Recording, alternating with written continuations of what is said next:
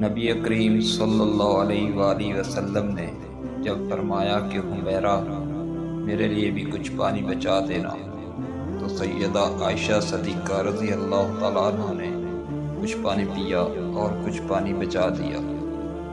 نبی کریم صلی اللہ علیہ وآلہ وسلم ان کے پاس تشریف لے گئے اور انہوں نے پیالہ حاضر خدمت کر دیا۔ حدیث پاک میں ہے کہ جب نبی کریم صلی اللہ علیہ وآلہ وسلم نے وہ پیالہ ہاتھ میں لیا اور آپ صلی اللہ علیہ وآلہ وسلم پانی پینے لگے تو آپ رک گئے اور سیدہ عائشہ رضی اللہ تعالیٰ عنہ سے پوچھا، حمیرہ تو نے کہاں سے لب لگا کر پانی پیا تھا؟ کس جگہ سے منہ لگا کر پانی پیا تھا؟ انہوں نے نشاندہی کی کہ میں نے یہاں سے پانی پیا تھا۔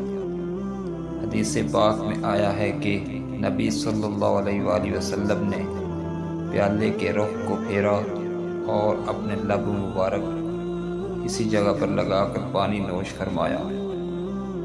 خامن اپنی بیوی کو ایسی محبت دے گا تو وہ کیوں کر آباد نہیں کرے گی۔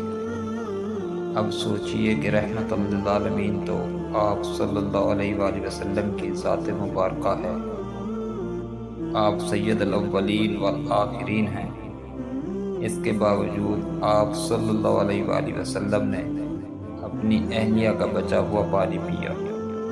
ہونا تو یہ چاہیے تھا کہ آپ صلی اللہ علیہ وآلہ وسلم کا بچا ہوا پانی وہ پیتی، مگر یہ سب کچھ محبت کی وجہ سے تھا۔ سبحان اللہ۔